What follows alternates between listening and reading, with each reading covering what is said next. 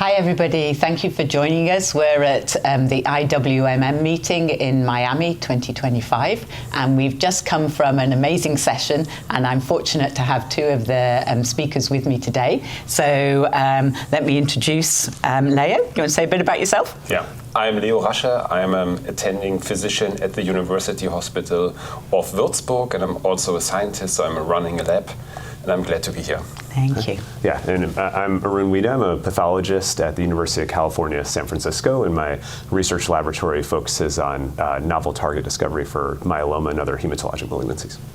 Excellent. Great to have you both with us. So, Leo, you did the keynote speech, and everybody's been talking about it. And one of the statements that kind of sat with me and I've remembered is that myeloma is a disease of a failure of immune surveillance. I think is what you said, something like that. Yes. Okay. Do you want to tell us a little bit about how you've come to that kind of conclusion? Yeah, well, I think we were focusing a lot on the clonal architecture of myeloma and clonal evolution. And just recently we started to think about the immune system that also goes through a co-evolution with the clones for 10, 20, even 30 years. And so one hypothesis is that the immune system is taking control for many, many years, but at some point it loses control. And then you get myeloma, symptomatic myeloma. And the evidence for that is we see immune cell infiltration, or what we call immune islands, in breakout lesions, also in extramedullary disease. We also see in CT scans osteolytic lesions without myeloma cells inside, but at the same time, these are patients with active symptomatic myeloma. So the bottom line is, yes, the immune system failed to control the disease largely in our patients. The other thing that really struck me was the way you were talking about the bone marrow as an organ in the body. Yeah. Whereas I've been thinking of the bone marrow essentially as the iliac crest, where I go and do my bone marrow aspirate from. Okay, do you want to expand a bit more on that one as yes, well? Well, we are hematologists and we should be proud of our work, right? And if you Google it, then you will come up with the fact that the bone marrow is the second largest organ after the skin. Yeah, and that's why we have a 4,000 milliliter ecosystem with tumors and immune cells. Yeah, I might add, and some stromal cells in there as well, but that's just my own bias.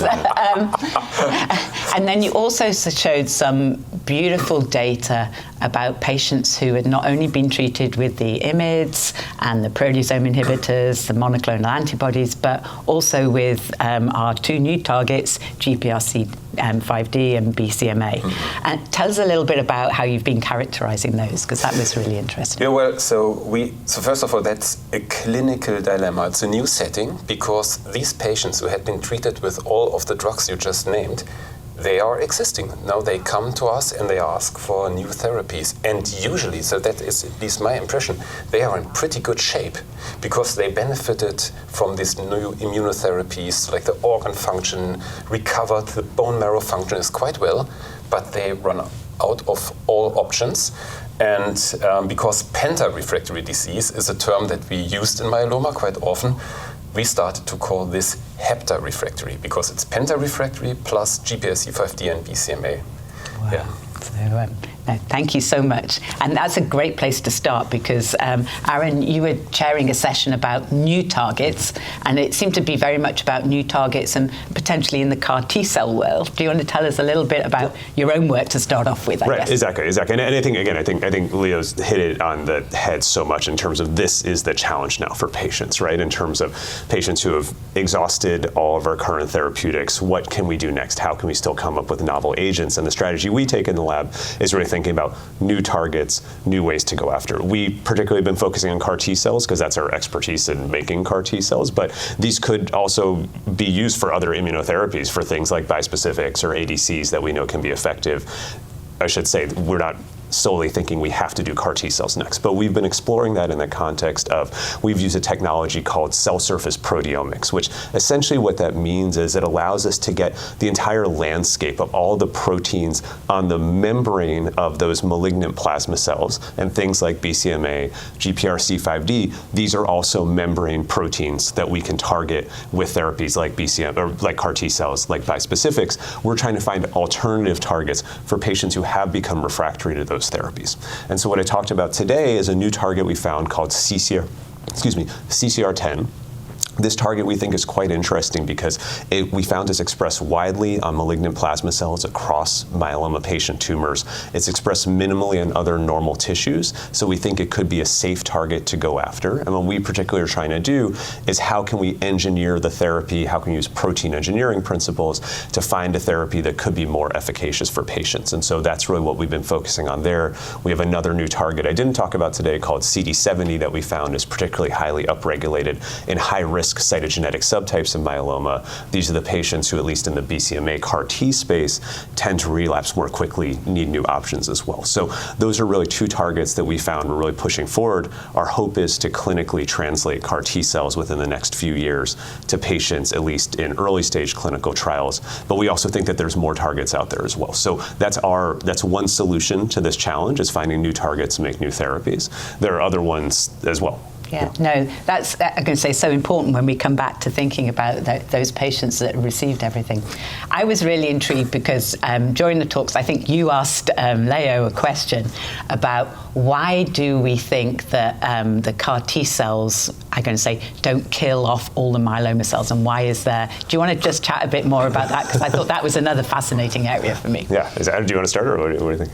Yeah. I can start with the question. So, is a residual cell, a single cell, or a dormant cell, is this refractory to CAR T cells or bispecific antibodies just because the metabolic makeup is different? These cells maybe not really live, they are like in this dormant stage, or is there another reason why these cells cannot be killed?